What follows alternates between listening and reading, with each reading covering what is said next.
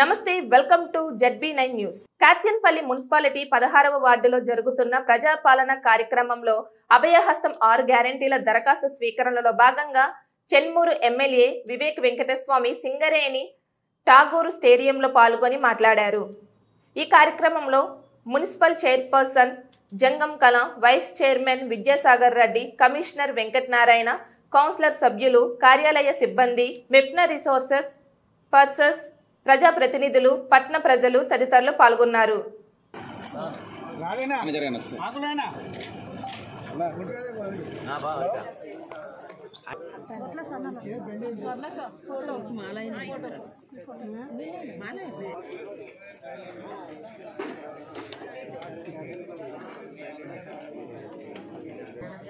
అందరికీ నమస్కారం.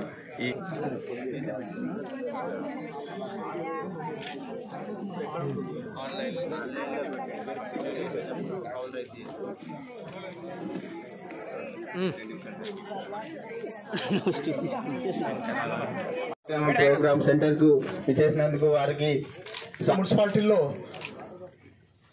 గత నెల 28 హెల్ప్ డెస్క్ కూడా మనం ఏర్పాటు చేసుకున్నాం. అక్కడ వారికి మనకు మున్సిపాలిటీ పరంగా వాళ్ళు హెల్ప్ చేస్తారు. ఇంకానికి ప్రతి ఒక్కరు సహకరించాలని కోరుకుంటున్నాం. Thank you so much. ఇప్పుడు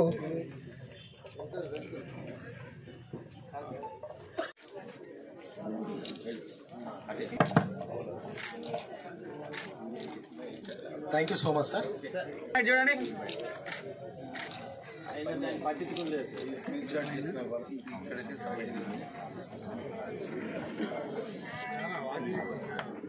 అందులో 6 గ్యారంటీస్ అనేది ప్రభుత్వం వచ్చిన తర్వాత చేస్తామన్నారు. అందులో 2 వాగ్దానాలు మీ అందరికీ తెలుసు.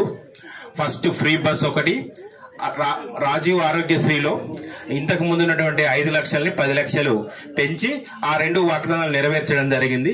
రిమైనింగ్ వాగ్దానాలు కూడా నెరవేర్చాలంటే ప్రజల్లో ఎంతమంది దగ్గర ఏ అవసరం ఉంది అనేది మీ అప్లికేషన్స్ వస్తేనే ప్రభుత్వానికి దృష్టికి వెళ్తుంది. కాబట్టి ప్రజాపాలన అనే ప్రోగ్రాంలో 28వ తారీఖు నుంచి 6వ తారీఖు వరకు మీ దగ్గర అప్లికేషన్ తీసుకోవడానికి ప్రతి వార్డ్స్ లో కావచ్చు, గ్రామ పంచాయతీల్లో కూడా ప్రోగ్రామ్స్ నిర్వహించి తీసుకుంటున్నారు.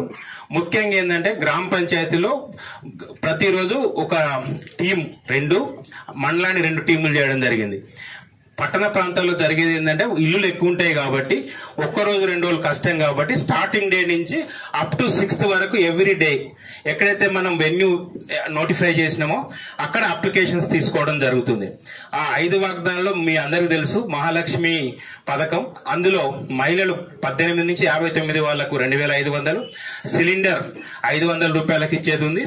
అదేవిధంగా ఇందిరమ్మ ఇల్లు దానికి అప్లికేషన్ పెట్టుకోవచ్చు.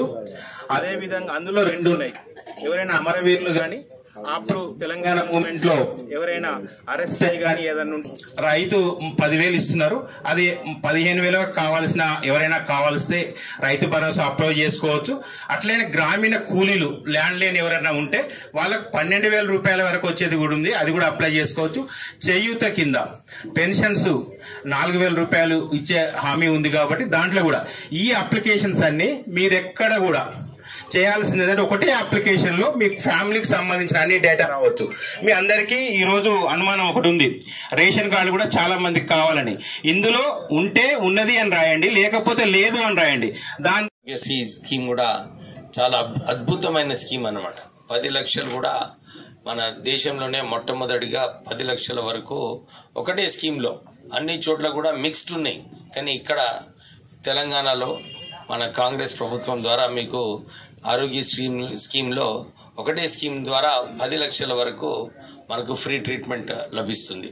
డీటెయిల్డ్ గైడ్ లైన్స్ కూడా త్వరలోనే వస్తాయి.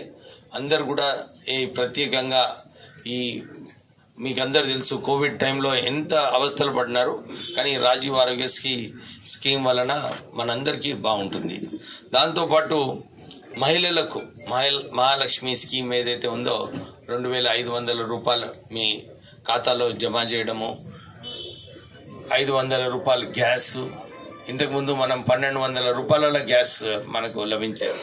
కానీ కాంగ్రెస్ ప్రభుత్వం నిర్ణయం తీసుకుంది, లేదు మనం 500 రూపాయలను ఇవ్వాలని చెప్పి అది కూడా త్వరలోనే ఇంప్లిమెంట్ చేయడానికి ఈ రోజు మనం అప్లికేషన్స్ తీసుకుంటున్నాము.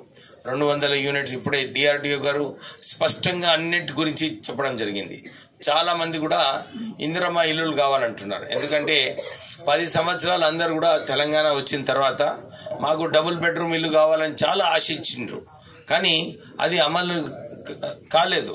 అందు గురించి ఇది ఇందిరమ్మ గృహాలు ఇంతకుముందు ఏదైతే అప్పుడు ఆ రోజులలో చాలా మంది ఇందిరమ్మ గృహాలలో కట్టుకున్నారు.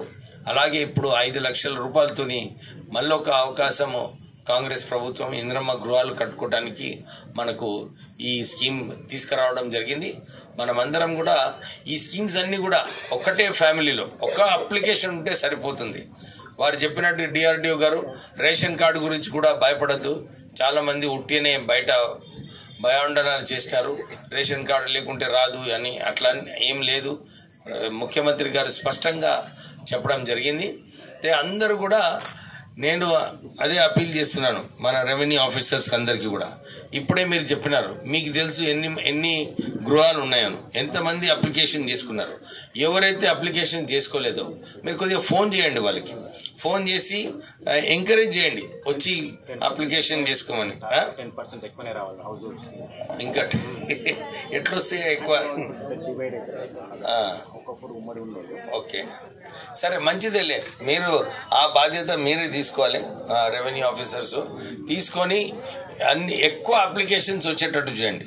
ఎందుకంటే తర్వాత ఏమైతుంది, కొంచెం మిస్ అయినారు అనుకోండి, వాళ్ళు అందరు వచ్చి మా మీద పడతారు, సార్ మాకు ఈ రిజిస్ట్రేషన్ కాలేదు, మాకు ఇది కావాలని చెప్పి వారు దాని తర్వాత ఈ ప్రాసెస్ ఎక్కువ అవుతుంది, టైం వేస్ట్ కూడా అవుతుంది. సో మీరు ఇప్పుడే ఎంకరేజ్ చేసి ఎక్కడైతే షార్ట్ ఫాల్ అవుతున్నదో మీరు ఒక స్టేటస్ రిపోర్ట్ ఇవ్వండి. ఎందుకంటే 3 రోజులు ఒక కాన్స్టిట్యున్సీ వైజ్ ఇచ్చేస్తే విలేజ్ వైజ్ వస్తుందా మనకు రిపోర్టు? ఇదేనా?